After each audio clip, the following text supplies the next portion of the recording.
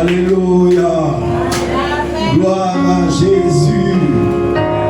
Oh, la Bible déclare que sentez, voyez combien l'Éternel est bon. Alléluia.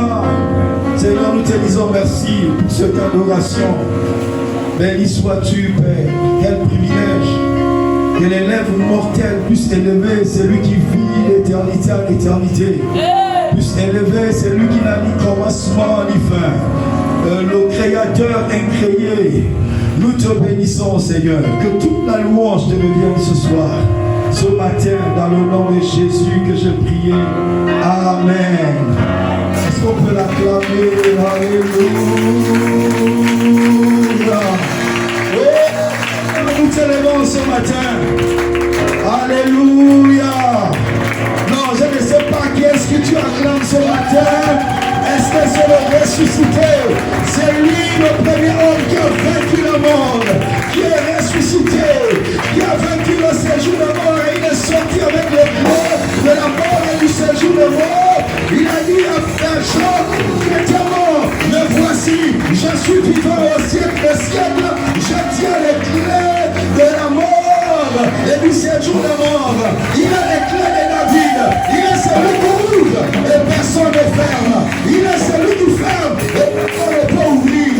Il est celui qui prononce le mot dans ta vie. Il est celui qui met un point final dans ta vie. Tant qu'il n'a pas parlé, ne te décourage pas, n'espère pas, continue à espérer. Il est, Job a dit, mon rédempteur se lèvera le dernier. Mon rédempteur sera le dernier. Même s'il est une minute, il est l'homme de la dernière minute. Même s'il reste là, il est l'homme de la dernière heure. Je dis, c'est Jésus qui a le dernier mot. C'est Jésus qui a le dernier mot sur ta vie. Seigneur, nous te disons merci. Quel privilège. Alléluia. Waouh. Assieds-toi royalement sur la tête de tes ennemis. Amen. Gloire soit rendue à Dieu. Waouh, waouh, waouh, waouh. Amen. Quelle atmosphère. Gloire soit rendue à Dieu. Ce matin, je veux parler. Nous sommes, pour ceux qui nous prennent en cours, nous sommes dans les temps, n'est-ce pas, où nous sommes en train de préparer ce qu'on appelle à l'assaut 2025. Alléluia. Alléluia. Et notre thème, ce sera la destruction, n'est-ce pas, des autels. Alléluia. Donc c'est très important, frères et sœurs, cette thématique que nous allons développer durant une semaine. Donc la semaine prochaine, à partir de lundi, il y aura un camp ici. Amen, amen. Il y aura un camp. Chaque 18h, on se retrouvera et on sera ensemble. Amen. À 15h, il y aura les directs de 30 minutes. Et aussi, pour ceux qui ne sont pas encore enregistrés sur nos pages, n'est-ce pas, WhatsApp, faites-vous enregistrer parce qu'il y aura aussi des temps de prière sur WhatsApp. 12h, 21h, on sera sur WhatsApp. Amen, amen. Donc, s'il vous plaît, ne partez pas. Faites-vous enregistrer auprès de cette charmante dame qui fait un travail extraordinaire. Alléluia, celle qui est la secrétaire, n'est-ce pas, générale du ministère Phrase Ministry. J'aimerais qu'elle se lève pour ceux qui ne le connaissent pas, s'il vous plaît. S'il te plaît, Michel, ok, c'est elle. Ne sortez pas sans que vous passiez, sans être passé par elle. Amen. Laissez votre numéro de téléphone. Elle se fera un plaisir de vous ajouter sur la plateforme, de vous introduire. Amen. Que Dieu vous bénisse. Alléluia. Gloire soit rendue à Dieu. Ce matin, en prélude de ce que nous allons partager, j'aimerais déjà vous préparer. Alléluia. Parce que le plus souvent, on a l'impression que les programmes se succèdent et que nos vies, n'est-ce pas, restent les mêmes. Frère, ce n'est pas possible. Dis, ce n'est pas possible. Non, dis à ta soeur que ce n'est pas possible. L'attitude de ton cœur, de ta vie vie intérieure doit faire la différence. Amen, amen. Lorsque tu entres dans la présence de Dieu, Dieu veut d'abord voir ton état, ton attitude intérieure. Comment, dans quel état intérieur tu t'approches de lui. Alléluia. C'est très important. Dans quelle détermination, avec quelle, je sais pas, ferveur, avec quelle attente. Ça vient d'abord de l'intérieur. C'est ton attitude intérieure qui peut te qualifier ou te disqualifier lorsque Dieu est en train de passer. Est-ce que vous comprenez? Je vous dis que Dieu est un Dieu vivant. Amen, amen. Le Dieu que j'ai connu est un Dieu vivant, frères et sœurs. Et je sais de la tête aux pieds que mon Dieu, il est vivant. Amen, amen. Et il est puissant, il n'est pas limité. Et ça, vous comprenez ce que je suis en train de dire. Dieu n'est pas limité. Ton Dieu est puissant. Mon Dieu que j'ai connu est puissant. Donc, ton état intérieur doit te qualifier ou te disqualifier. Amen, amen. Comment tu t'approches de Dieu? Et pendant cette semaine, je vous en supplie, ce sera une semaine de transformation. Parce que Dieu m'a rassuré qu'il y a un ange qui est attaché. Chaque programme, frères et sœurs, est différent. Amen. Lorsqu'il y a un programme particulier, il y a un ange qui est attaché à ce programme. Et ce programme est fait pour toi. Toi, phrase. Amen. Ce programme est pour toi. Parce qu'avant d'aller libérer d'autres personnes, toi-même, tu dois être libre. Et ce, tu m'écoutes ce matin. Amen, amen, amen. Dieu nous a appelés à la liberté. La liberté est notre partage à tous les enfants de Dieu. Amen. Le Fils de l'homme est venu pour nous affranchir. Ce matin, je voulais parler de la thématique propriétaire et possesseur. Quelle différence? Alléluia. Est-ce que quelqu'un m'écoute ce matin? Amen. Amen. Propriétaire et possesseur. Différence. Amen, amen. Frères et sœurs, dans le langage pas courant, on a l'impression que ces deux mots sont synonymes. Mais en vérité, spirituellement, il y a une différence entre ces deux mots. Alléluia. Dans le langage courant, posséder et être propriétaire semblent synonymes. Mais permettez-moi de... C'est pas trop. Je n'ai pas envie de dire d'exposer sur ce thème. Et suivez-moi de grâce. Amen, amen. Au sortir de ce temps, je te vois avec une nouvelle compréhension. Je te vois avec une nouvelle éclairage, avec un nouveau éclairage. Amen, amen. Avec une nouvelle compréhension. Amen, amen. Amen. Gloire soit rendue à Dieu. N'est-ce pas? Pourtant, dans la révélation biblique et spirituelle, il existe une différence fondamentale entre les deux. Je suis en train de parler du mot propriétaire et du mot possesseur. Posséder. Alléluia. Amen, amen. Dites amen. Amen. Alléluia. Amen. Maintenant, écoutez. La différence, je suis en train de définir. Après, on va commencer à avancer. Amen. Dites, on va avancer. On va avancer. Gloire soit rendue à Dieu. Maintenant, la différence, permettez-moi de dégager déjà la différence. La différence, c'est quoi? C'est que l'un détient le titre et l'autre exerce une autorité, n'est-ce pas, réelle. Est-ce que vous comprenez ce que je suis en train de dire? L'un détient le titre et l'autre, lorsqu'on parle de propriétaire, le propriétaire détient le titre. Est-ce que vous comprenez ça? Mais le propriétaire peut ne pas être aussi le possesseur. Alléluia. C'est le possesseur, n'est-ce pas, qui, n'est-ce pas, exerce l'autorité réelle sur l'objet, n'est-ce pas, qui fait l'objet de la possession. Amen, amen. Alléluia. Amen. Gloire soit rendue à Dieu. Donc, l'un est reconnu par les hommes et l'autre est reconnu par les cieux. Dites avance prophète. Avance prophète. Donc, il y a un qui est reconnu dans les cieux et l'autre est reconnu sur la terre. Amen, amen. Pourquoi? Parce qu'il exerce l'autorité sur la terre. Donc c'est lui qui possède réellement, n'est-ce pas, ce que le propriétaire dans les cieux possède. En d'autres termes, ce que j'ai envie de dire ici, c'est vrai pour Dieu, mais je ramène la chose à notre niveau. Amen. N'oubliez pas que tous ceux qui ont accepté Jésus-Christ comme Seigneur et Sauveur personnel, vous êtes des fils du Dieu très haut. Amen, amen. La Bible déclare, selon qu'il est écrit dans Colossiens, chapitre, n'est-ce pas, 1, le verset 27, la Bible déclare que Christ, non, parle le chapitre, Colossiens chapitre 1, le verset 12 à 13. La Bible déclare qu'il nous a rachetés et nous a du royaume des ténèbres, nous a transportés dans le royaume du Fils de son amour. Donc autant que nous sommes potentiellement, ton corps est assis sur la terre, mais en réalité ton esprit, sa source est dans les lieux célestes. Amen, amen. Donc c'est de cela dont je parle. C'est-à-dire que tu es propriétaire, tu es héritier dans les cieux parce qu'on l'obtient par promesse. Dieu nous l'a donné par promesse. Amen. Tous les enfants de Dieu, nous avons des promesses. Et en tant que promesse, nous sommes héritiers de Dieu et co-héritiers de Christ. Est-ce que vous comprenez? Donc nous sommes déjà dans les cieux propriétaires. Est-ce que vous comprenez? Maintenant, il est question d'être possesseur sur la terre.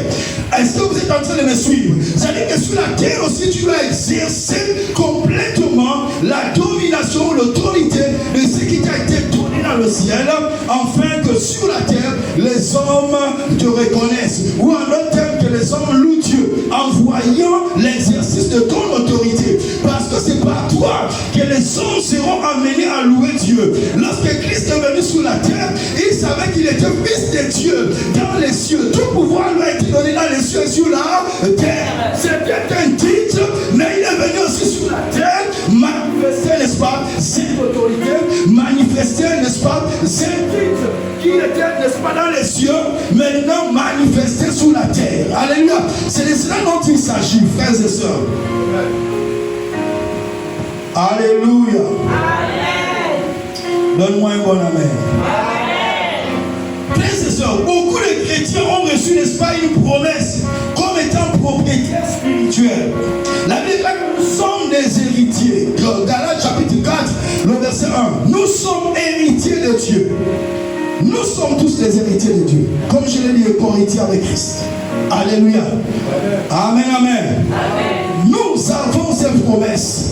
C'est-à-dire que nous sommes propriétaires ou propriétaires spirituels. Mais n'en jouissent pas. C'est-à-dire ne possèdent pas plutôt les possessions spirituelles. Ils ont le titre, mais pas, n'est-ce pas, la domination effective. Amen, amen. C'est toute la différence entre ce que Dieu te donne et ce que tu prends réellement. Amen. Amen. Amen. Entre ce que Dieu te donne, parce que lorsque Dieu vient te donner, il te donne un esprit, dans ton esprit. Mais maintenant tu vas prendre ce qui est dans l'esprit, posséder réellement dans ta main. Alléluia. Et c'est là où il y a toujours, il y a comme pour le chrétien une différence. Il y a comme un cap, il y a comme un fossé. Alléluia. Et quelquefois on est frustré, quelquefois on est découragé, quelquefois on est désespéré. Mais on n'a pas compris en fait le processus, comment Dieu opère. C'est parce que quelque part, on n'a pas saisi, lorsque Dieu nous parle, qu'il nous donne déjà les choses dans l'esprit. Dans l'esprit, nous possédons déjà les choses. Mais maintenant, ces choses doivent quitter la dimension spirituelle de promesse. Elles doivent se matérialiser et on doit vivre ces choses. Alléluia. Autant que nous sommes frères et sœurs, nous sommes en train de vivre quasiment les mêmes choses. Est-ce que vous comprenez? Dieu a un niveau donné. Chacun de nous a son niveau. Est-ce que vous comprenez? Nous vivons des choses. Frères et sœurs, cette semaine, moi aussi j'attends des choses. Amen, amen. Je veux voir la matérialisation de certaines choses. Alléluia. Il y a 3 jours, frère, il y a quelqu'un qui déclare que l'un des esprits de saint parvenu à la perfection. Dites à la perfection. À la perfection. Oui, il y a des choses de foi qui peuvent nous troubler. Mais ne soyez pas troublés. Amen. Amen. J'ai vu un homme de Dieu dans cette nation, mais qui a quitté déjà, qui n'est plus sur la terre, qui est déjà rentré dans l'assemblée des saints. Alléluia. Il est venu, il m'a parlé, il m'a dit certaines choses. Et c'est comme donc là, je suis en train de courir dans ces choses-là. Je vous parle il y a 3 jours. Amen. Je suis en train de courir. Moi-même aussi, je veux voir la matérialisation de ces choses. Les esprits de saints parviennent à la perfection. Le plus souvent, on est habitué aux anges. Mais Mais rappelez-vous à la montagne de la transfiguration, dans Matthieu 17, la Bible déclare que Moïse et Élie, qui étaient déjà dans le sein de Dieu, les esprits de Dieu parvenus à la perfection, ne sont pas étonnés qu'un jour tu vois Abraham. Amen, amen. Alléluia. Ou David, c'est possible. Parce qu'il y a des niveaux spirituellement. Amen, amen. Lorsque tu atteins ce niveau-là, n'importe qui peut t'apparaître. Donne-moi un bon amen. Amen. Et distinction fondamentale entre ces deux mots. Souvent, moi, je suis en train de poser les bases avant qu'on avance et que l'on prie ce matin. Amen. Donc, lorsque vous entendez propriétaire, qu'est-ce que cela signifie? Cela signifie simplement c'est lui qui détient le droit légal sur une chose reconnue par la loi ou l'autorité. Amen, amen. C'est lui qui détient un droit légal, n'est-ce pas, reconnu sur une chose reconnue par la loi ou l'autorité. Maintenant, un possesseur, c'est lui qui possède la chose. C'est celui qui jouit effectivement, n'est-ce pas, de la chose. Qui l'occupe, la contrôle et l'utilise. Amen. Alléluia. Ça, vraiment, c'est un problème que nous sommes en train de poser ce matin. Voilà pourquoi je fais un effort d'essayer d'être calme pour expliquer simplement les choses. Tu peux être propriétaire, n'est-ce pas, d'une terre sans en être possesseur. Si quelqu'un d'autre y habite et la cultive, comprenez, tu es propriétaire, mais tu n'es pas le possesseur. Le possesseur, c'est celui qui habite sur le terrain et qui cultive ce terrain, qui entretient ce terrain. C'est celui qui en jouit. Les hommes qui passent là disent, mais c'est X qui habite sur ce terrain-là. Quand bien même toi tu as les documents, tu as toute la paperasse, mais celui qui en jouit, c'est quelqu'un d'autre. Alléluia. Et c'est celui-là qu'on appelle le possesseur. Alléluia. Donc cette expression, je vais juste dégager un mot en hébreu, un mot en grec, juste pour poser davantage la racine, pour saisir la portée de ce mot. Propriétaire en hébreu se rapproche, n'est-ce pas, du mot Baal. Vous entendrez parler de ce mot Baal. Baal qui signifie, n'est-ce pas, maître, seigneur, détenteur d'un droit. Amen. Maître, seigneur, détenteur d'un droit. Retenez cette expression parce que lors de la destruction des autels, vous entendrez parler encore de Baal. Amen, amen. Baal signifie maître, seigneur, celui qui est détenteur légal d'un droit. Amen, amen. Donc, c'est celui-là, on l'appelle le Baal, le Seigneur, qui investit, qui est maître. Alléluia. Donc, c'est très important. C'est le droit de la légitimité. Amen, amen. Maintenant, possesseur, toujours aussi en hébreu, traduit souvent par Yarash. Yarash signifie héritier, prendre possession, conquérir. Amen, amen. Héritier, prendre possession et conquérir. Le Baal, lorsque vous entendez Baal, le Baal détient, n'est-ce pas, une possession. Le Yachar, n'est-ce pas, la conquiert et l'établit. Deux choses. Je parle ce matin de deux choses. Du propriétaire et du possesseur. Amen. Le Yachar, lui, il conquiert. Donc il y a l'esprit de conquête que je vais introduire en toi ce matin. Je vais éveiller en toi l'instinct de conquête. Parce qu'on a l'impression que lorsqu'on a accepté Jésus-Christ comme Seigneur et Sauveur personnel, cela suffit et l'on s'assoit. Non, frères et sœurs. Alléluia. Non. Ça, ce n'est qu'une première dimension qui te qualifie à entrer dans la possession réelle et physique sur la terre. Amen. Possession réelle, physique, matériellement sur la terre. Donc, il y a ces deux dimensions-là. Il va falloir que tu réduises nos gap. Amen, amen. Et pour réduire le gap, il y a quelque chose qui est au milieu, il y a une mentalité qui est au milieu que tu dois devoir posséder. Quelle est cette mentalité? C'est la maturité. La maturité, la Bible déclare, c'est un principe biblique.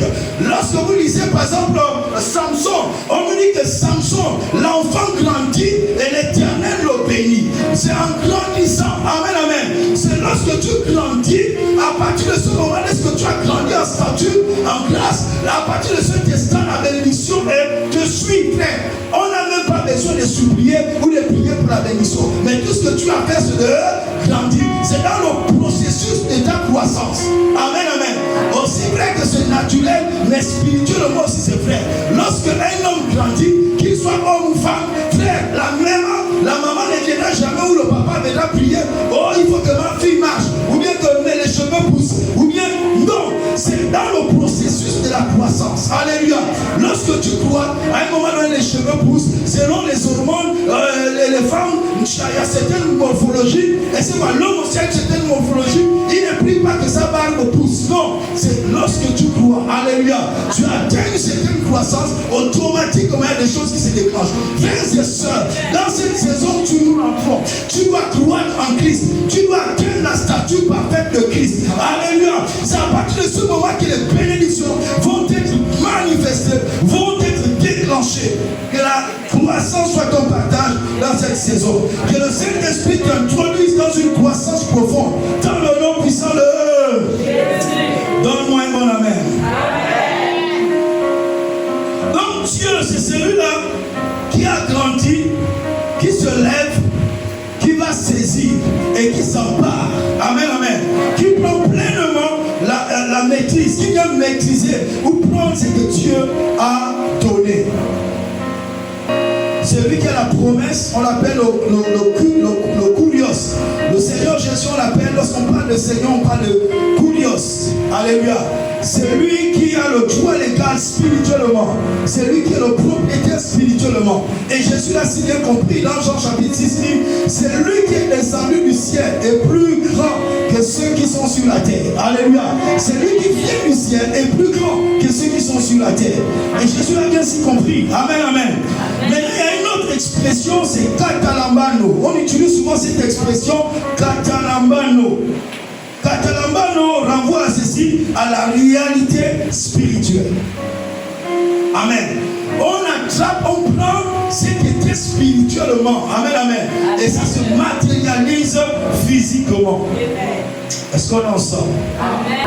L'héritier vit dans la promesse. Mais le possesseur vit dans la manifestation. Amen. Est-ce que vous m'écoutez? Je fais un effort pour être calme. Amen. Quand bien même mes membres sont en train de vibrer. Amen. Est-ce que vous comprenez? Le propriétaire vit dans la promesse. Mais le possesseur vit dans la manifestation.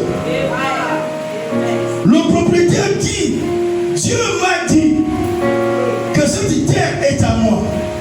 Comprenez bien ce que je suis en train de poser comme base avant que j'accélère. Et c'est ce que beaucoup d'entre nous faisons. Dieu m'a dit, Dieu m'a dit, Dieu m'a dit, Dieu m'a dit. Oui, frère, Dieu a dit, Dieu n'a pas menti. Dieu que Dieu dit, spirituellement la chose est posée. Mais est-ce que toi, tu es au même niveau que ce que Dieu est en train de te donner? Le problème de Dieu et du chrétien, c'est quoi? C'est que lorsque Dieu dit, il fait telle chose, et Dieu l'a réellement fait, la chose est déjà établie. Parce que lorsque Dieu a créé les cieux et la terre, la Bible déclare que Dieu dit, chaque fois que Dieu disait, la chose était manifestée. La parole de Dieu devient automatiquement objet des choses. Est-ce qu'on en sort? Amen, amen. Amen. Maintenant, nous, notre problème, c'est de prendre ce que Dieu a déposé et que cela se matérialise maintenant. Est-ce que vous comprenez? Ça, c'est notre problème dont nous parlons ce matin. Frère, toutes choses. La Bible déclare que lorsque Jésus est venu, il a dit tout est accompli, mais tout est accompli en vérité. Tout est accompli. Tout est accompli. Le possesseur dit, j'y habite, j'en récolte les fruits. Amen. frères et sœurs, c'est la vérité. Tout homme qui vient sur la terre, il y a ce qu'on appelle la destinée. Amen. Dieu en te créant, tu es déjà un esprit formé. Tu es venu pour un but sur la terre. Tu n'as pas battu les milliards d'hommes. La déclare que nous étions biologiquement, la science nous démontre que lorsque nous avons été libérés, nous étions encore qu'un sperme. Il y avait des milliers de spermes. Il y avait des jumeaux, il y avait des, je ne sais pas trop, il y avait des quadruplés. Mais il n'y a que toi qui as, c'est pas, tu as joué au Zen Bolt, tu as 500 mètres, 100 de faux, tu as battu tout le monde à pas coutu. Et tu t'es positionné dans le vue de ta mère et tu es venu sur la terre. Tu n'es pas venu pour accompagner les autres. Il y a un but, alléluia, il y a un objectif. Et à ce but divin, il y a des choses qui sont attachées. Amen, amen. Et tu dois découvrir ces choses. Et tu dois te focaliser uniquement sur ces choses. Le problème de notre génération, c'est que nous voulons être la photocopie. On a vu l'autre, on aimerait le ressembler. Mais non, chacun de nous est unique. Chacun de nous a une destin unique. Chacun de nous a un appel unique. Chacun de nous a un projet, un plan divin unique.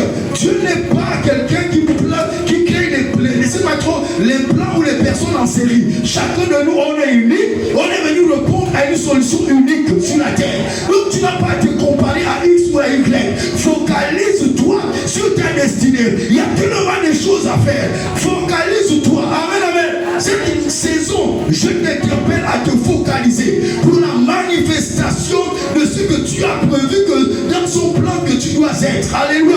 Ne laisse pas ce plan aller échouer au bord d'une tombe. Parce que la tombe est le seul endroit où le cimetière, c'est le seul endroit où toutes ces richesses incomparables. L'un a noté des sommes de richesses, mais qui ne sont jamais, qui n'ont jamais été exploitées. Mais ils vont échouer au cimetière. Tu ne viens pas ajouter les richesses ou le plan de Dieu dans ta vie à les déposer au cimetière. Non, frères et sœurs, ça doit contribuer aux gens humains. Ça doit contribuer à bénir un homme. Ça doit contribuer à amener un homme à sortir des ténèbres, à rentrer dans la lumière. Ça doit amener un homme à jouer son rôle dans le dessein de Dieu. Et si tu comprends ce que je suis en train de te dire, tu n'es pas sur la terre pour accompagner les autres. Ne vois pas, oh Dieu est déjà, il est directeur, Dieu est déjà 15 maisons, ce n'est pas ton problème. Toi, peut-être en un mois, tu peux avoir 30 maisons. Qu'est-ce que tu en sais? Tu ne sais pas ce que tu es en train de préparer. Focalise-toi sur ta destinée. C'est dans ta destinée, dans le plan de Dieu, c'est là où tu seras différent des autres. Et tout ce qui est différent, les gens chercheront toujours à tout ce qui est différent. Alléluia. Mais on ne cherchera jamais la photocopie. On cherchera l'original. Sois toi-même l'original. Toi-même l'original du plan de Dieu. Ne sois pas la photocopie de quelqu'un d'autre. Non, il existe déjà. Comment toi, on ne te verra jamais. Si tu deviens photocopie, on sait déjà qu'on X agit de la sorte. Mais toi aussi on te voit. Non, on ne te verra plus. Parce qu'on cherchera l'original. Dis, je suis l'original du plan de Dieu. Non, je ne t'entends pas. Dis, je suis l'original du plan de Dieu. Ah, je ne suis pas la photocopie. Alléluia. Dieu fera des choses uniques, des choses spéciales qui vont choquer les hommes. Est-ce que vous comprenez cela? Dieu est prêt. Est-ce que toi tu es prêt? Il y a des choses que tu ne soupçonnes pas à l'intérieur de toi. Amen. Amen. Donne-moi un bon amen. Amen. Alléluia. Amen. Donc frères et sœurs, oh, le propriétaire détient le sceau spirituel par la foi, le Saint-Esprit et la parole. Nous détenons quoi? Le sceau spirituel par le Saint-Esprit et la parole de Dieu. La foi, elle est très importante. La foi est très importante. Beaucoup d'entre nous ne savent même pas ce que c'est la foi. Je vous dis, voici pourquoi on n'arrive pas à recevoir certaines choses de la part de Dieu. La foi n'est pas... C'est-à-dire que les philosophes et d'autres ont voulu traiter la foi comme... Ils ont mis l'expression « la foi est aveugle ». Je vous en supplie, la foi n'est pas aveugle. Ils ont décrit la foi sur la dimension non naturelle. Et si vous comprenez cela, ils ont dit la foi est aveugle tout simplement par rapport à comment on appelle ça? Au rationnalisme. Ça dit que ce qui est rationnel, ce qu'on peut toucher, ce qu'on peut voir, comme on ne voit pas ces choses-là. Mais ils ont oublié que leur nature première, qu'ils n'étaient pas d'abord des rationalistes. Nous étions des esprits, n'est-ce pas? Nous étions des esprits créés depuis le trône de Dieu, introduits dans un corps. Mais c'est lorsque il y a eu la désobéissance dans le jardin d'Éden qu'on a été déconnecté de Dieu. On a perdu la réalité de notre nature intérieure. Et on considère maintenant plus ce qui est à l'extérieur. On définit toutes choses en fonction de ce qui est à l'extérieur. Si je ne touche pas, ça veut dire que je n'ai pas la chose, je ne peux pas croire. Si je ne mets pas le doigt, je ne peux pas croire. Il y a beaucoup de Thomas maintenant même dans l'église. Frères et sœurs, encore Thomas, lui, a eu la grâce. Je prie que la même grâce que Thomas a eue, que Dieu t'accorde la même grâce. Lui, il a ressuscité. Après sa résurrection, il est venu dire à Thomas, Thomas, mets ton doigt. Tu as dit, si je ne mets pas mon doigt dans les clous qui ont transpercé ses mains et dans son côté, je ne croirai point. Viens maintenant mettre ton doigt, viens maintenant mettre ta main pour que tu puisses croire. Parce que tu vas croire, frères et sœurs. Nous sommes en train d'aller vers la fin et la foi a une importance capitale. Nous devons repartir, reconsidérer les choses sur notre état d'esprit. Amen. Donc, comme je le disais, le propriétaire détient le sceau spirituel. Donc, c'est par la foi, le Saint-Esprit et la parole de Dieu. Le possesseur détient la clé de la manifestation. C'est-à-dire quoi? Par l'obéissance, la conquête et la persévérance et la guerre spirituelle. Et la guerre spirituelle. Tu es en train de poser les fondements et puis on va accélérer. Amen. Frères et sœurs, nous devons comprendre certaines choses. Lorsque Dieu vient parler à Abraham dans Genèse chapitre 15, n'est-ce pas? Il dit tes descendants, non seulement depuis Genèse chapitre 12, il parle à Abraham, Abraham pose des actes, je vais y revenir. Et qu'est-ce qui se passe? Là, Dieu dit à Abraham que tes descendants, alors qu'Abraham était stérile, alors que Abraham n'avait pas d'enfant, alors que Sarah, son épouse, était stérile. D'accord? La ménopause, ça c'est au niveau des femmes. Au niveau des hommes, on parle de l'andropause. Ça existe, oui, ça existe. C'est vrai que chez les hommes, ça vient un peu tardivement. Le plus souvent, c'est 70 ans et plus. Tu peux voir un papa de 75 ans, il fait encore des enfants. Il n'a pas encore atteint l'andropause. Alléluia. Amen. Amen. Le père Abraham, après la mort de Sarah, il a pris notre femme et il a eu des enfants. Quelle résistance! Plus de 100 ans, le gars prend encore une femme. Oh, les hommes levez ce matin. Je déclare que je proclame que la même longévité qu'Abraham a eue, que cela soit votre partage. Dans le nom puissant de donne-moi un bon amen et que cela devienne ton partage. C'est quoi cette histoire? Amen. Donnez-moi un bon amen, les hommes. Ah, ça c'est. Amen. Donc, lorsque Dieu dit à Abraham, écoutez, avant que Dieu a dit à Abraham, et avant que le peuple le possède, qu'est-ce qui s'est passé? Il y a eu plus de 400 ans d'attente. Ils ont été 400 ans en esclavage en Égypte. Alléluia. Et lorsqu'ils sortent de là, il faut encore 40 ans dans le désert. Et après ces 40 ans, la nouvelle génération est dans le désert, entre maintenant pour conquérir. Frère, s'ils n'étaient pas rentrés pour conquérir, il devait seulement avoir le titre spirituellement, mais physiquement, il ne devait pas en jouir le lait et le miel. Dieu avait dit en se présentant à Moïse, il a dit, je suis descendu parce que j'ai entendu le cri de mon peuple. Dans Exode chapitre 3, j'ai entendu le cri de mon peuple et je suis descendu pour le délivrer. Il dit, je t'envoie. Je veux faire sortir mon peuple pour le conduire dans un pays où le lait et le miel, qu'on appelle Canaan. Frères et sœurs, pour prendre possession de Canaan, ils ont attendu près de 400 ans. Mais après ces 400 ans, lorsqu'ils sont rentrés sous la conduite de Josué, il fallait conquérir. Dites conquérir. Lorsqu'on parle de conquête, ça veut dire que l'espace à conquérir occupé, l'espace face à conquérir, il y a aussi des hommes ou des esprits qui sont prêts à se défendre, qui sont prêts à tuer, qui sont prêts à toutes choses. Est-ce que vous comprenez cela? Frères et sœurs, quelqu'un qui vient se positionner là où il y a la main, essayez de le loger, vous verrez ce qu'il est capable de vous faire. Ah, j'espère que vous en savez quelque chose. J'ai dit, est-ce que vous en savez quelque chose?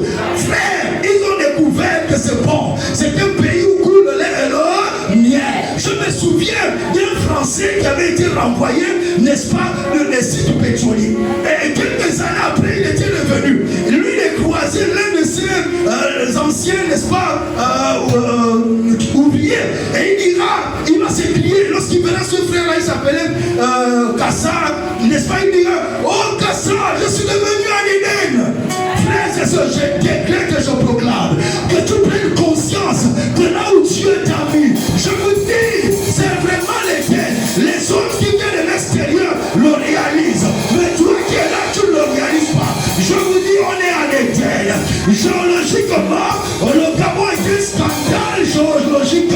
On retrouve au Gabon toutes sortes de matières premières que l'on trouve partout. C'est un scandale géologique.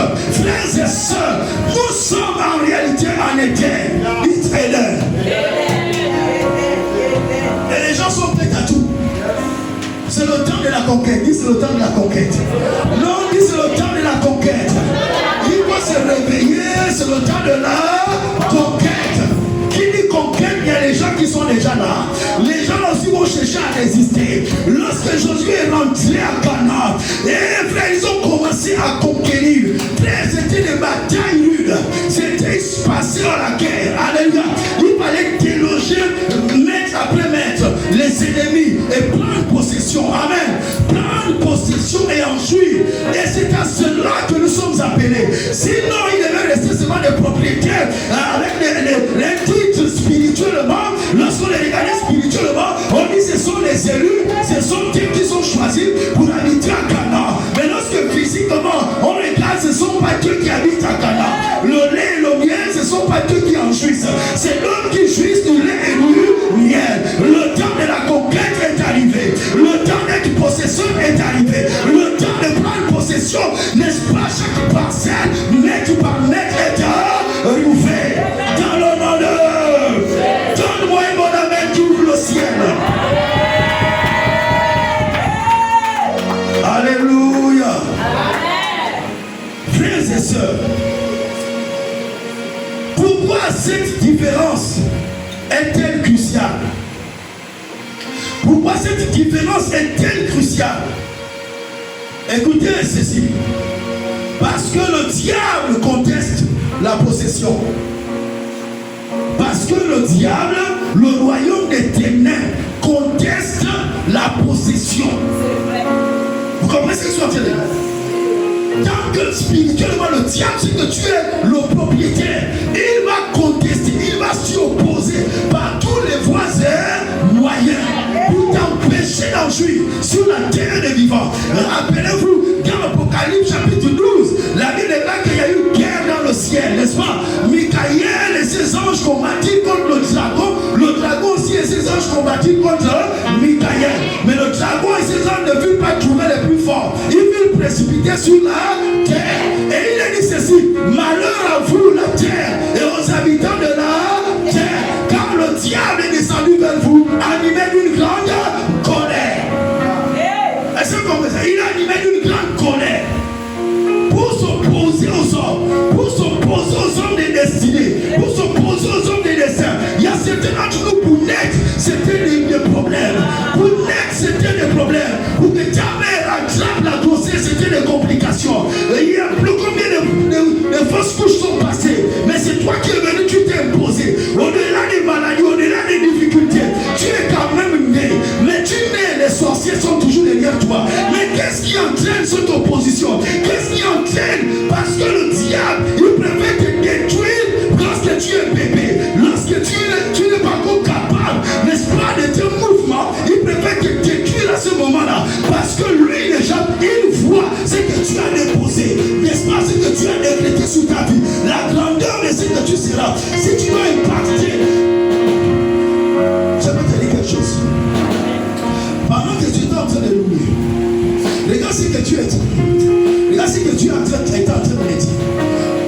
chose que tu dois comprendre, que lorsque tu viens diriger les temps de louange, il y a un appel de ministère. C'est que tu es en train de faire. Dieu a dit, il est en train de relever la côte de la louange, comme il avait relevé la tente de David. Et si tu comprends ce que je chante, parce que cela jouera un rôle important dans ton ministère prophétique. Et pendant que je suis en train de te voir louer, j'ai vu devant mes yeux, j'ai vu Christ, comment on appelle, l'évangéliste Christ,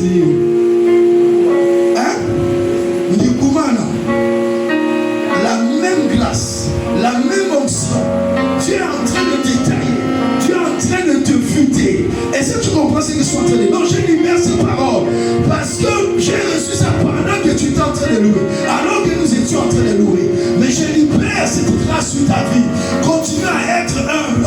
Continue, Dieu utilise les humbles. Alléluia. Dieu n'utilise pas ceux qui pensent que non, ils sont déjà arrivés. Si tu es arrivé, Dieu n'est plus avec toi. Parce que tu es toujours à découvrir. La saison avec laquelle tu as marché hier ne sera pas la même onction de la saison dans laquelle tu dois entrer. Alléluia. Mais que ton état intérieur ne bloque pas, n'est-ce pas, l'onction de Dieu. Dieu va t'amener très haut. Dieu va t'amener très très haut. Alléluia. Dieu va t'amener très haut. Et tu rencontreras plusieurs autres personnalités. Que Dieu te bénisse. Est-ce qu'on peut avancer? Dis t'avance prophète.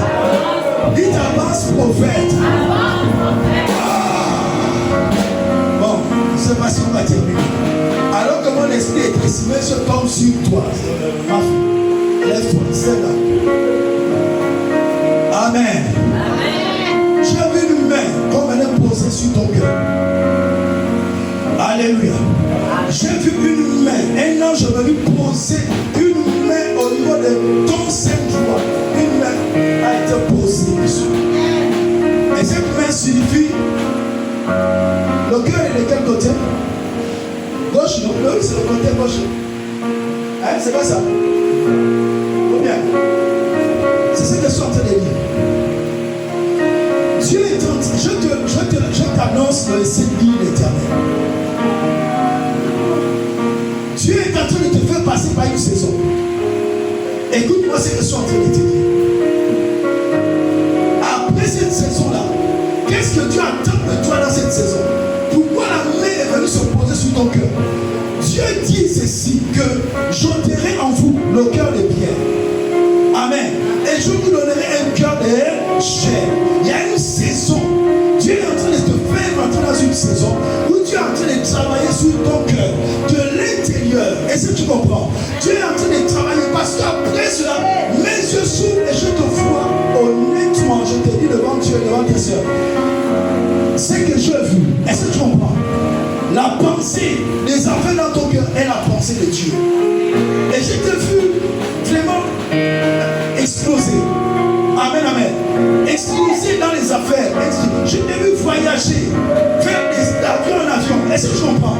Mais ton cœur est en train de traverser une saison. Est-ce que tu comprends? Et Dieu est en train de te travailler dans cette saison-là. Donne-moi un bon amen. Ok, Seigneur, on va avancer. Dis on va avancer. Dis on va avancer. Dis avance, Seigneur. Alléluia.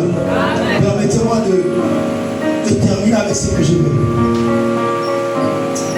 Amen. Bouge la main comme ça. Bouge la main. Et le ciel est ouvert. Bouge la main. Et le ciel est. Alléluia. Gloire soit rendue à Dieu. Donc, frère, le diable s'y opposera. Il préfère que tu aies les promesses. Il préfère que tu restes au niveau des promesses. Mais que tu ne viennes pas pour être possesseur. Pour être quelqu'un qui possède, qui exerce l'autorité de ce qu'il a reçu sur la terre. Amen, amen.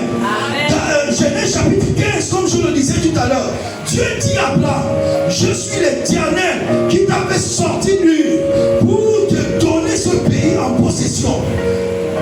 Mais avant de le posséder, il a fallu 400 ans, comme je le disais. 400 ans de combat et d'attente. Combat contre la stérilité. La Bible déclare dans Romains chapitre 4 que espérance contre espérance, Abraham a cru. Amen, amen. Sarah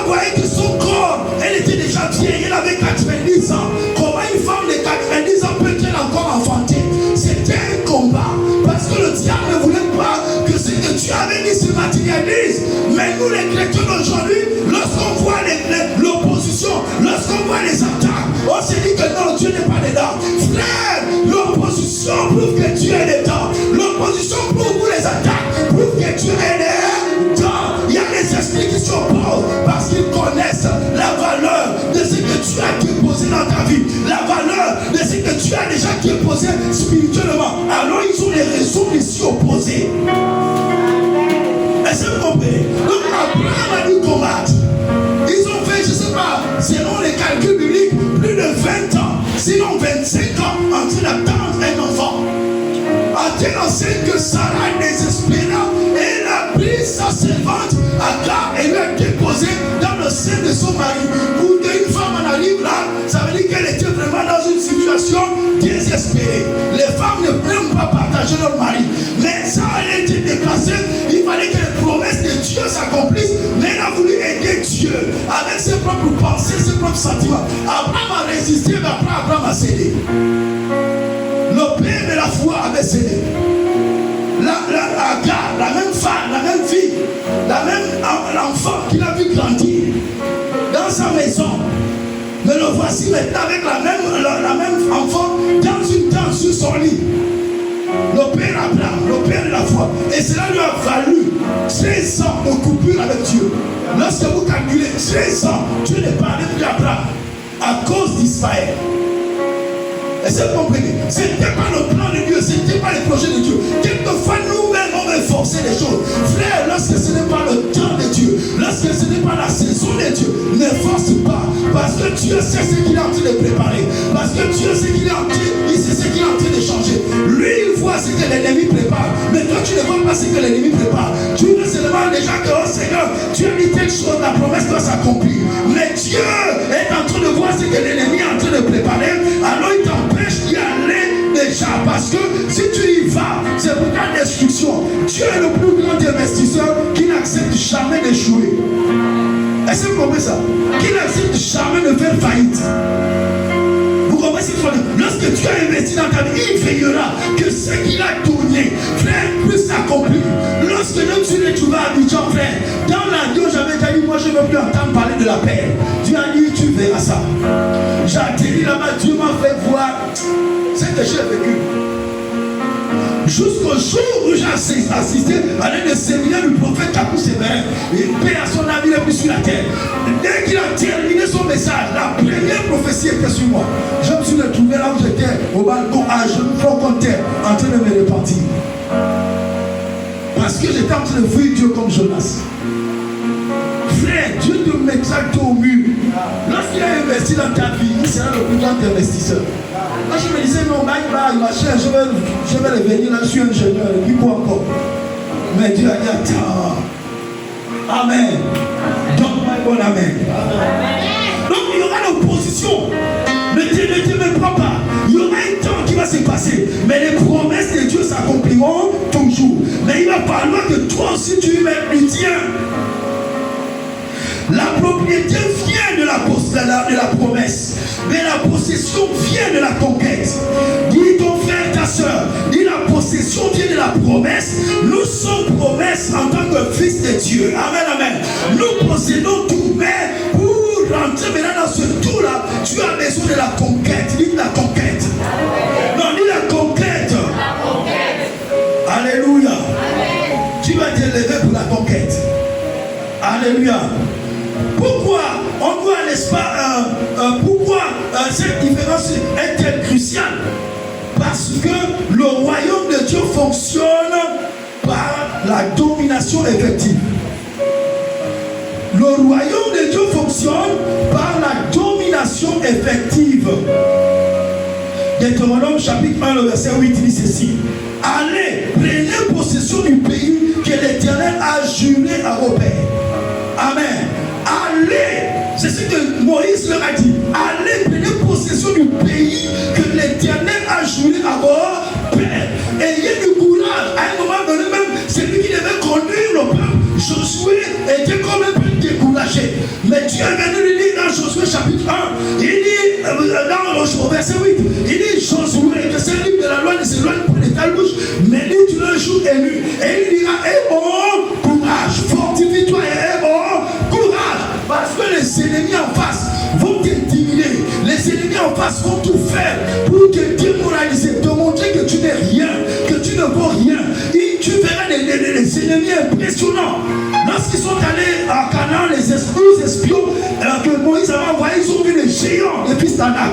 Les géants peuvent symboliser un problème que tu penses insoluble, mais derrière c'est un géant. Ça peut être un problème de santé, ça peut être un problème financier, ça peut être un problème, je ne sais pas trop, qui se pointe devant toi comme un géant et te fait trembler comme un Goliath. Est-ce que vous comprenez? Il y a des problèmes Goliath. Lorsque ça vient, c'est-à-dire que tu as une peur, tu te dis mon Dieu, tu paniques de partout. Ça c'est le problème à la taille de Goliath. Mais il y a toujours quelqu'un qui a vaincu Goliath. David était un jeune homme qui n'avait rien d'apparent, rien pour attirer les regards. Lorsqu'il est arrivé sur le champ de bataille, il a entendu les injures de Goliath. Lui qui avait été initié au champ de Dieu, lui qui voyait les choses différemment. Lorsqu'il a entendu descendu sur le champ de bataille, il a entendu comment Goliath insultait la main du Dieu vivant. Non, quelque chose en lui s'est irrité. Il a dit, mais qui est cet incirconcis? Quel est ce païen qui ose insulter la main du Dieu vivant? Il a dit, quel est cet incirconcis? Il était le seul qui avait un tel langage. Frères et sœurs, ton langage doit se démarquer de la masse.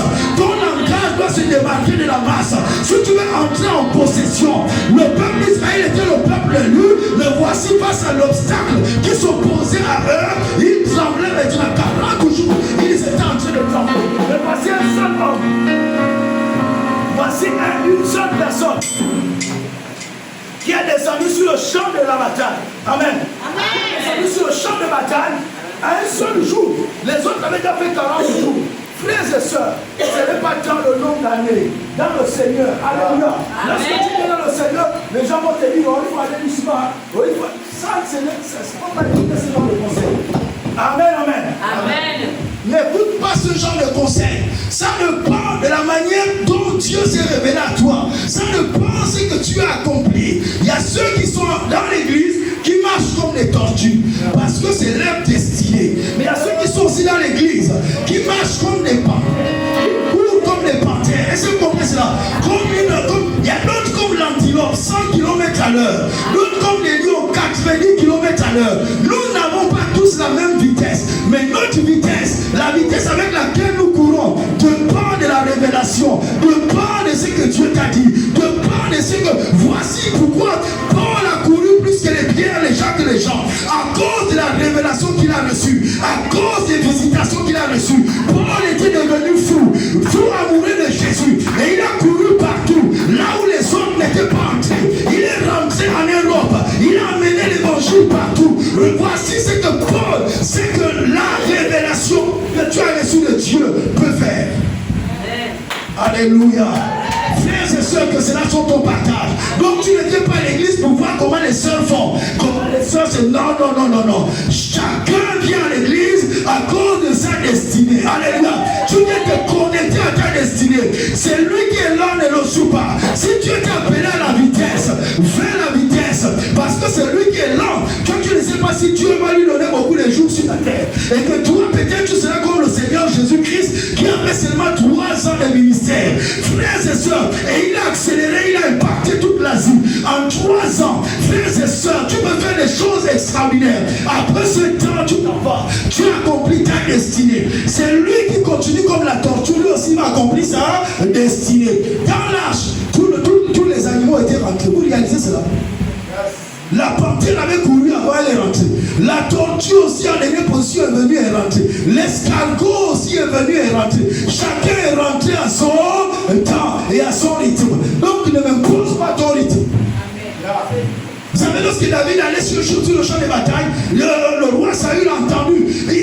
40 jours, il n'entendait pas un tel langage. Personne dans son camp n'était un tel langage. Donc tout le monde était découragé. Quelquefois, certains viennent à l'église, ils voient le comportement de l'autre, ils sont découragés, ils sont démoralisés. Frère, ne te décourage pas. Parce que ta destinée n'est pas attachée à ce frère, n'est pas attachée à cette soeur. Ne te décourage pas. Tu es attaché à Dieu. Tu viens chercher Dieu. Pourquoi tu avoir seulement les yeux fixés sur ton frère, sur ta soeur? Tu es en train de perdre le temps. Non, focalise-toi tout sur toi-même. Focalise-toi sur ta course. Ne te distrais pas. Alléluia. Amen.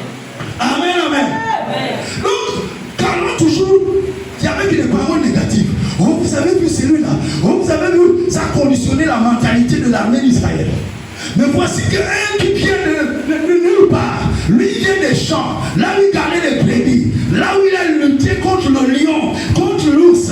Lorsque l'ours venait venir attaquer sa brebis, il courait derrière l'ours et il arrachait sa brebis. Et lorsque l'ours voulait se dresser contre lui, il saisissait l'ours au cou et il le tuait. Voici quelqu'un comme ça qui arrive au champ de bataille. Il entend Goliath, malgré que Goliath était imposant physiquement. Son armure était non, on lui dit qu'il avait au moins 3 mètres de hauteur. Et Goliath, pour votre gouvernement, en menant une étude approfondie, Goliath signifie banni. Qui a été banni? C'est Lucifer qui a été banni du ciel, qui est devenu Satan. Donc, derrière les circonstances qui te font peur, il y a un ennemi, il y a un Goliath que tu dois vaincre. Est-ce que tu comprends ce qu'ils sont en train de dire? Et ce Goliath t'empêche d'entrer dans ta destinée. Mais voici un courageux. Alors que le roi, qu'est-ce que Goliath empêchait? Que personne du peuple d'Israël ne soit le gendre du roi. Personne en Israël, que sa famille ne soit affranchie. Parce que ce sont les promesses que le roi avait dites. Que celui qui vaincra cet homme épousera ma fille et sa famille, je la franchirai. C'est-à-dire, tu sors de la pauvreté. Il y a certaines batailles, frères et sœurs. Il y a certains territoires que tu dois conquérir obligatoirement. Si tu veux voir ta délivrance, jusqu'à présent, peut-être tu ne te maries pas. Si David avait raté l'occasion, ça devait être difficile pour lui. Parce que lui, il avait reçu l'huile de la royauté. Parce que l'huile de la royauté devait le connecter là où il y a les rois. Non, il y a dit, ce qui est sur toi va t'amener vers les hommes semblables à toi. On dit que les oiseaux de même plumage volent ensemble.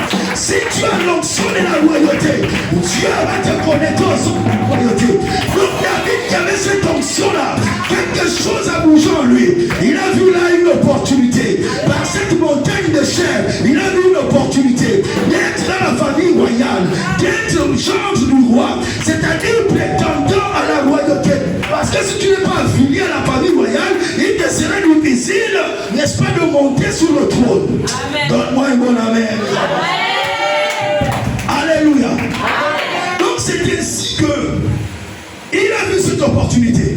Et il a dit au roi, allez-y dire au roi, que personne ne s'inquiète à cause de cet homme. Je suis la solution.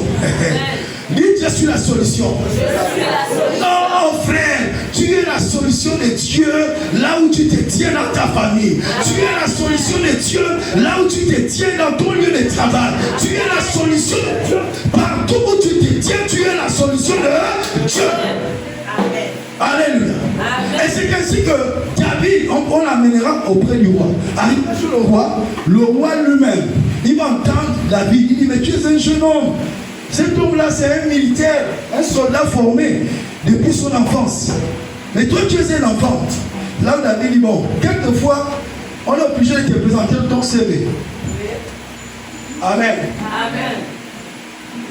Certains vont dire, non, mais il est trop vantant. Non, on est obligé de te dérouler le CV pour que tu sois convaincu.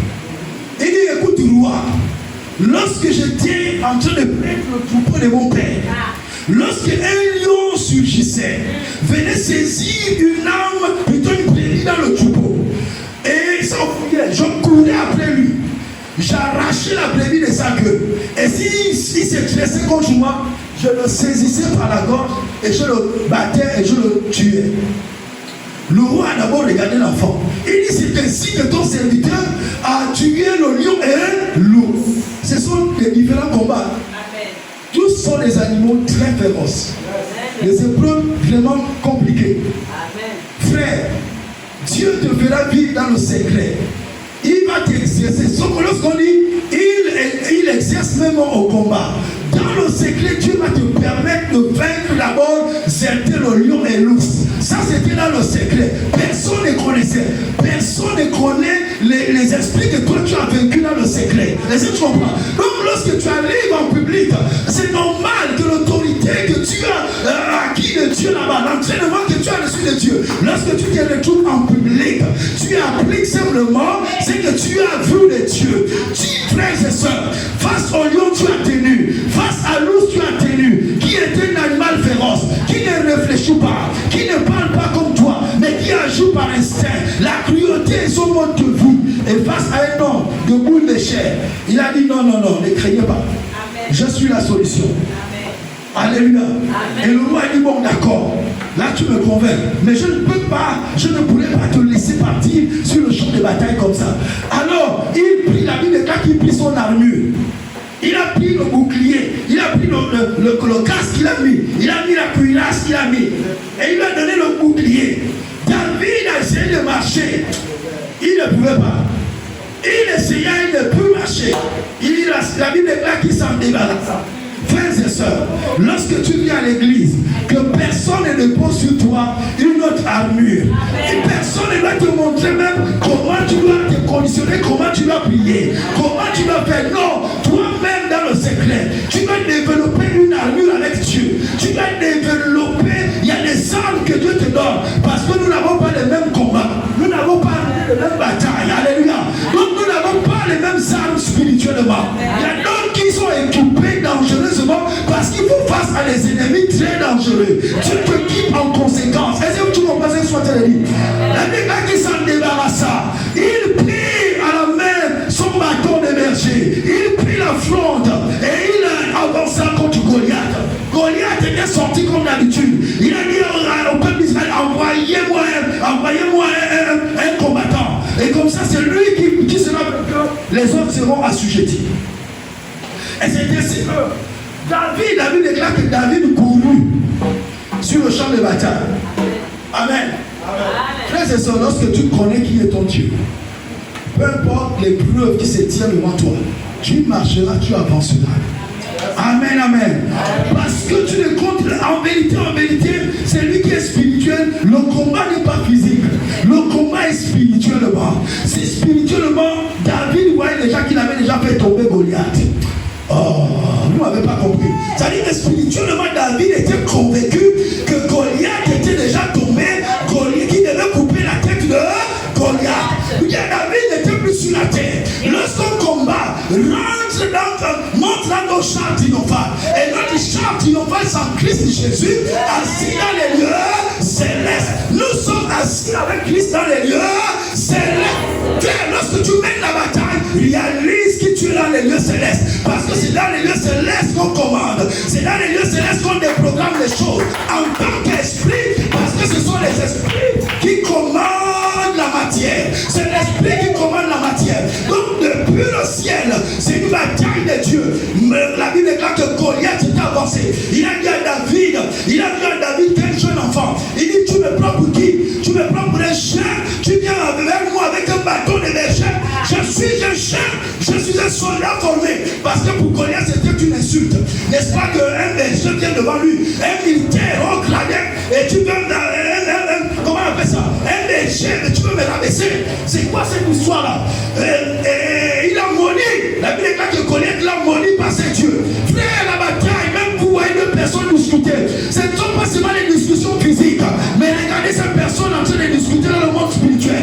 Qu'est-ce qui se passe? Frères et sœurs, voici pourquoi lorsque tu discutes avec un sorcier, une sorcière, frère, elle ne discute pas seulement avec toi physiquement, elle discute aussi avec toi spirituellement. Voici pourquoi spirituellement, la nuit, elle vient te visiter. La nuit, elle vient maintenant te combattre. Est-ce que tu comprends ce que je suis en train de dire? Donc, Goliath, David aussi a dit, tu marches contre moi avec la lance et le javelot, mais moi je marche contre toi au nom de l'Éternel des armées, du Dieu qui a créé le ciel et la terre. C'est lui qui a suscité Israël. Je marche contre toi au nom de l'Éternel des armées. Au nom de l'Éternel des armées, tu dois affronter tes ennemis, tu dois affronter tes Goliaths, tu dois vaincre tes Goliaths.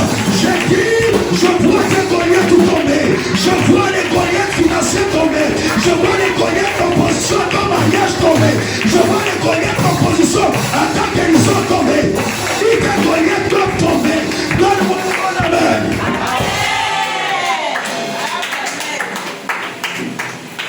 Alléluia. Amen.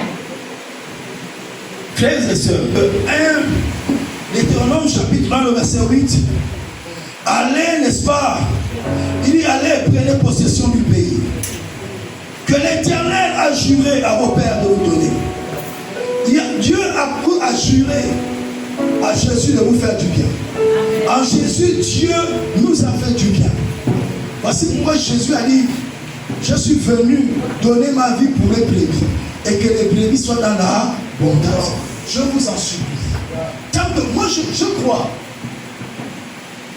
Je crois, frères et sœurs, fermement, que je ne quitterai pas la terre sans avoir une jet. Amen. Comment ça? Vous ne savez pas. Est-ce que vous comprenez ce qui sont en train de dire? Mais là, comment ça va venir? Ce n'est pas mon problème. Ce n'est pas mon problème. Si je dois être le premier Gabonais à avoir un jet qui n'est pas bien sûr, amen. Frère, ce sera moi. Et je sais qu'il y a un milliardaire qui travaille pour ça. Le ciel dit amen. Que tu dises amen ou pas, ce n'est pas le problème. Le ciel et les anges disent amen. Frère, ce n'est pas Vous pensez que le diable s'oppose là, c'est pourquoi? Amen. Il sait pourquoi il s'oppose. Mais on est en train de monter. Dites, on est en train de monter.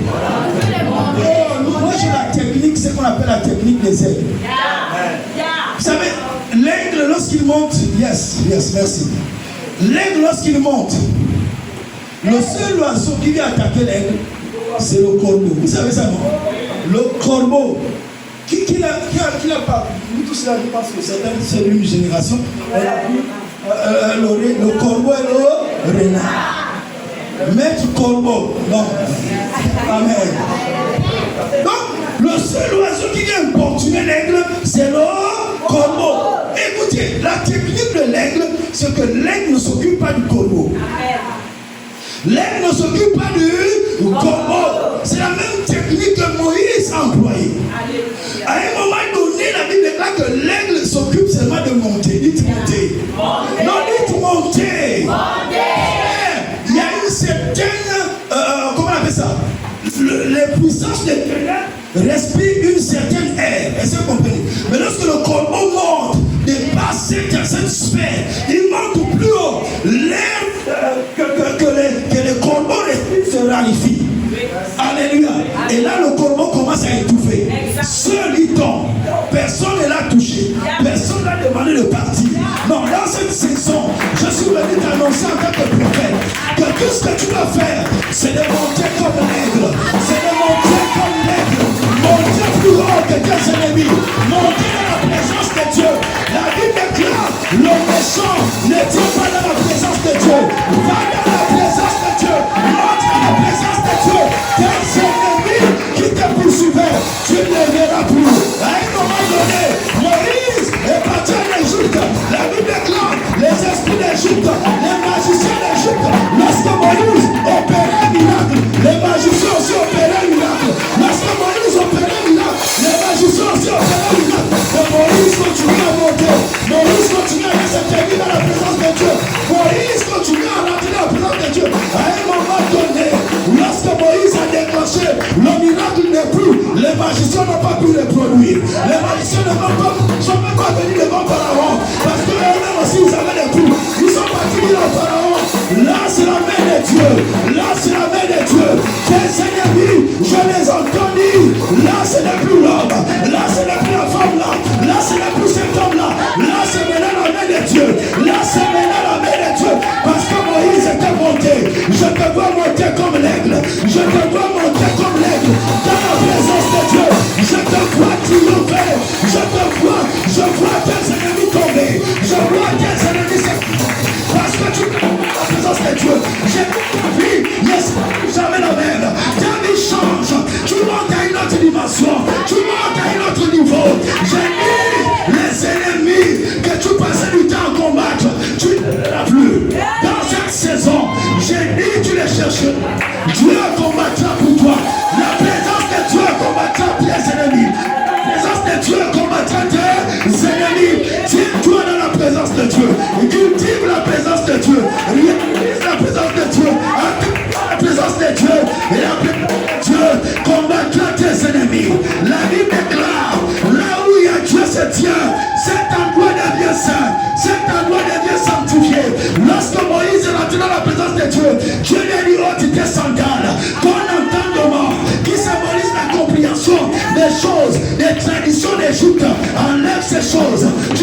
dans ma présence avec un entendement renouvelé, avec une nouvelle. J'ai dit, Dieu t'attend dans sa présence. Dans cette saison, Dieu t'attend dans sa présence. Ne passe pas le temps à combattre les sorciers. Non, non, non, non, non. Bats-toi à te tenir dans la présence de Dieu. Parce que c'est la seule chose que le diable, que tu n'étais pas dans la présence de Dieu. Parce que si tu te tiens dans la présence de Dieu, tes ennemis. La Bible déclare que lorsque tu rentres dans la présence de Dieu, tout pour toi rentre dans la présence de Dieu.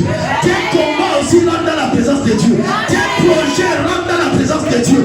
Ta famille rentre dans la présence de Dieu. Tes enfants rentrent dans la présence de Dieu. Ton travail rentre dans la présence de Dieu. Ton business rentre dans la présence de Dieu. Oh, tout ce qui se tient dans la présence de Dieu est appelé à fleurir. La Bible déclare dans le Nombre chapitre 15, la Bible déclare dans Nombre 16, oh, Moïse a pris les verges du peuple d'Israël, les 12 verges, et il est allé se déposer dans la présence de Dieu. Mais parce que la verge d'Aaron, il avait été élu. Toi aussi, tu es élu en Christ avant la fondation du monde. Lorsque tu te tiens dans la présence de Dieu, comme la verge d'Aaron, en une nuit, avait fleuri, avait bougé, avait fait mûrir les amandes. J'ai dit en une nuit, les capacités que Dieu a enfoui en toi peuvent exploser pour impacter le genre humain. J'ai dit, la présence de Dieu doit être la respiration de ton esprit, doit être la respiration de ton esprit, la présence de Dieu. Affection, attache-toi à la présence de Dieu. La présence de Dieu doit être tout pour toi. L'atmosphère de la présence de Dieu, tu la transporteras pour tout, partout où tu iras. Voici pourquoi Élie s'était tellement mélangé à Dieu. Lorsqu'il descendait de la montagne, il a dit à Cab, si il n'y aura point de pluie pendant 3 ans et 6 mois, si ce n'est à ma parole, il n'a pas dit la parole de Dieu, parce qu'il disait ces choses dans la présence de Dieu. Il disait devant le Dieu devant qui je me tiens. Frères et sœurs, tout ce que tu déclares dans la présence de Dieu est appelé à s'accomplir, parce que tu es dans l'atmosphère de Dieu. Tout ce que tu décrètes s'accomplit, se matérialise, devient du concret. Je proclame et je déclare ce matin, je vois ton esprit triompher, je vois ton esprit faire des espoirs, je vois, tu dois impacter ta génération, tu dois impacter ta famille. Dieu t'a mis sur la terre, c'est toi qui vas faire tomber les Goliaths de ta famille, c'est toi qui vas renverser les hôtels de ta famille. J'ai dit Dieu t'attend, la délivrance de ta famille est entre tes mains.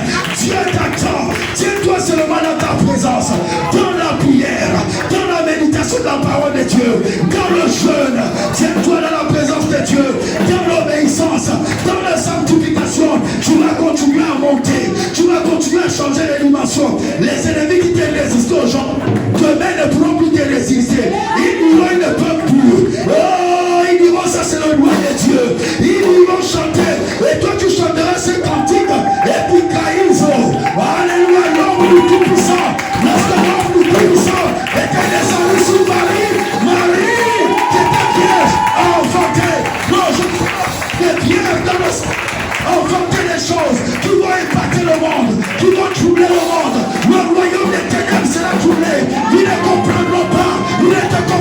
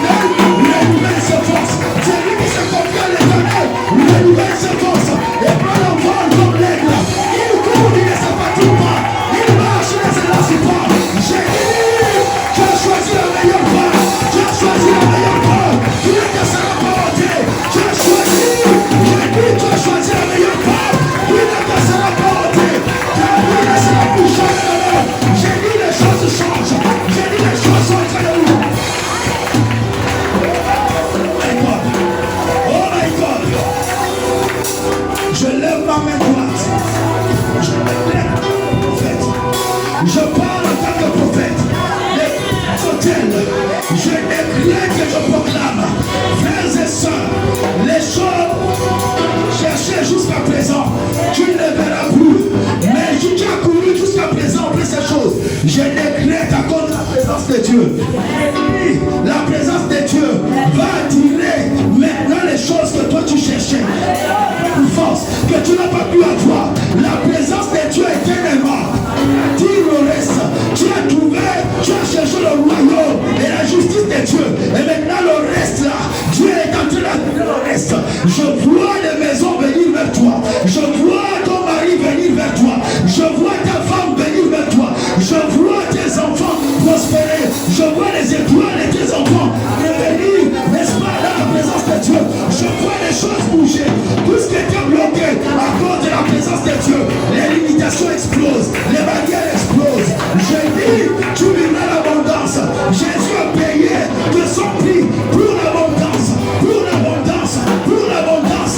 Dans le nom de Jésus, que l'abondance soit ton partage, que l'abondance soit ton partage, que l'abondance soit ton partage. Dans le nom de donne-moi mon amen, tu ouvres le ciel. Et ce qui parle, ça cache sa vie. Et ta combinaison qui chante la même. Oh my God, oh my God. J'aimerais que tu parles à Dieu. J'aimerais que tu pries. Proclame dans cette atmosphère. Proclame, le miracle est là. Proclame. L'Esprit de Dieu est en train de se mouvoir dans la salle.